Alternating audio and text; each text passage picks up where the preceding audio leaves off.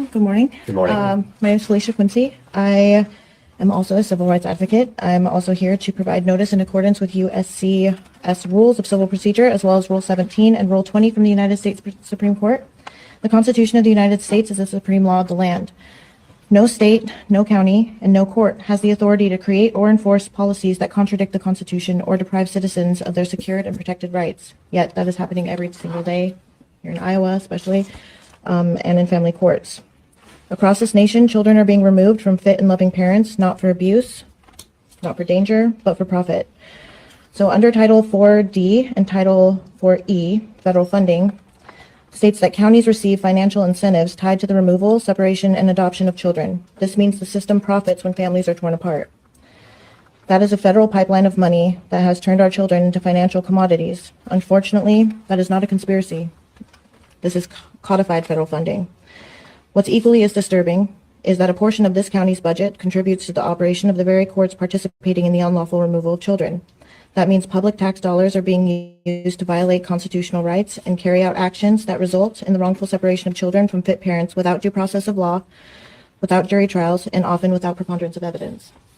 I want to be very clear. When government officials, including judges, GALs, law enforcement, and any other county-funded agencies knowingly violate the Constitution, that is a crime.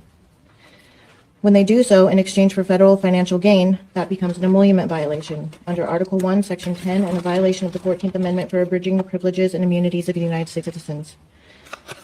Under Title 18 USC, subsection 4, misprision of felony, whoever is made aware of a federal crime and fails to report it to the proper authorities is committing a separate felony. Ignoring this is not an option because the law requires action. As elected officials, you all swore an oath to uphold the Constitution. No state policies, not federal incentives, not judicial preferences. Because this commission allocates funding that enables these courts and state actors to operate, continuing to fund these unconstitutional practices after receiving this notice places this commission at risk of being implicated in the ongoing violations. We're calling on you, all of you, to immediately withhold any county level funding that supports or enables these actions until compliance with the Constitution is restored and every child that has been removed unlawfully is returned to their respective homes. I'm serving you with affidavits of criminal conspiracy containing prima facie evidence of crimes being committed by judges within this county's court. Our children are not for sale. Parents are not revenue streams, and no system that profits from the destruction of families has the moral or constitutional authority to exist. Service has been provided, and the law requires you to act.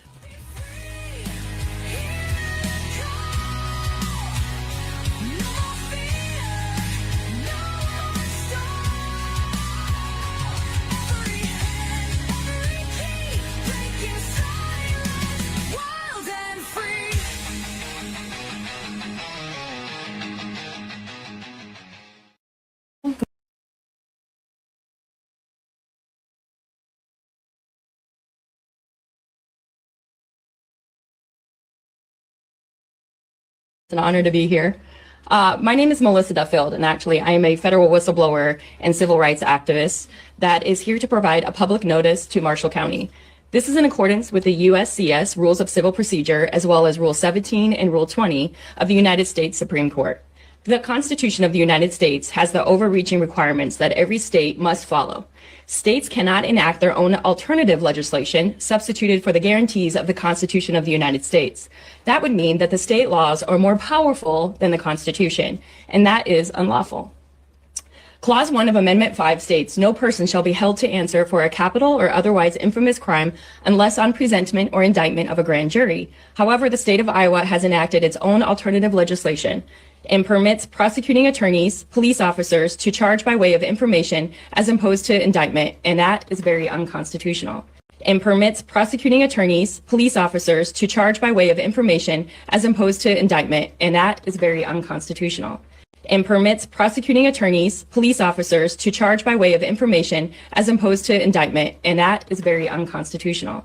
Now, how does this pertain to you? Let me explain, Board of Supervisors. An annulment violation is when you pay a public official to break the law. That would be your officials that are judges, sheriffs, etc. The Constitution has two areas that enforce this. Article 1, Section 10 says, "No state shall create any law that shall impair the obligation of contracts." Two areas that enforce this. Article 1, Section 10 says no state shall create any law that shall impair the obligation of contracts. Two areas that enforce this.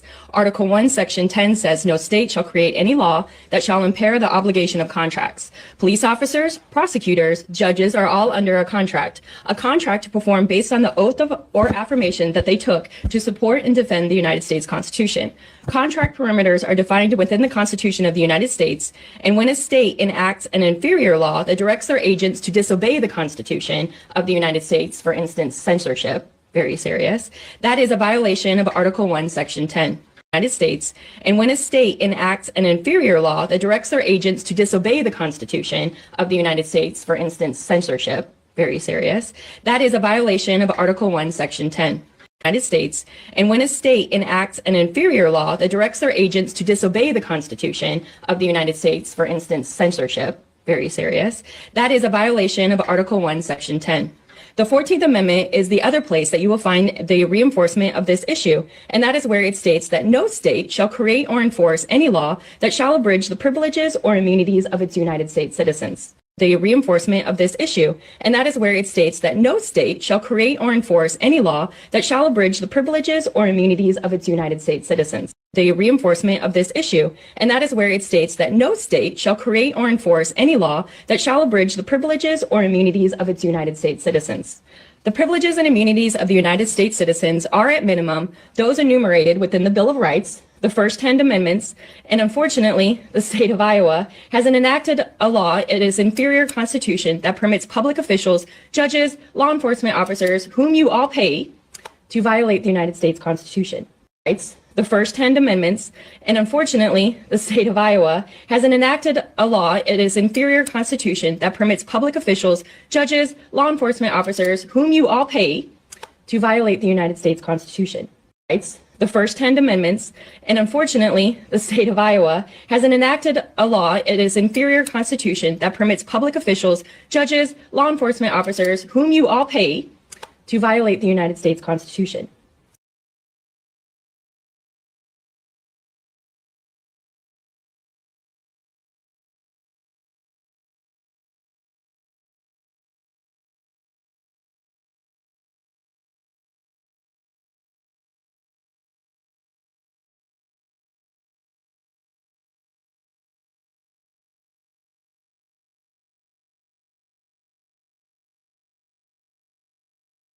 As a result, there is an inordinate amount of people currently imprisoned in the state of Iowa illegally and unconstitutionally. That includes in this county.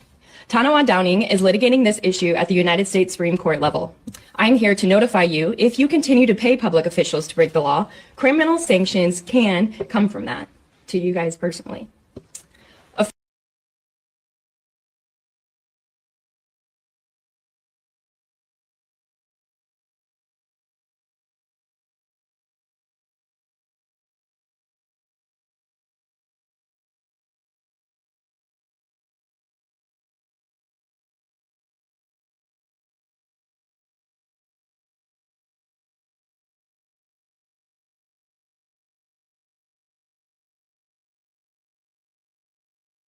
Officials must be aware that paying people to disobey the law is an emolument violation. It is illegal, it is unconstitutional, and it is a crime. I'm asking you honorable individuals to prove you're honorable, to please take a look at Clause 1 of Amendment 5, confirm what I am saying to be true, then direct your public officials to act in a lawful, constitutional manner. What I am saying is to be true. And then I ask that your obligation that are codified in the Constitution of the United States of America. I have a notice that I would like to put on record, and we're going to be giving that to your clerk. And then we have another civil rights activist that's going to be following me, Felicia. And I want to thank you very much for your time. And as always, I end my speeches with Christ is King. Thank you.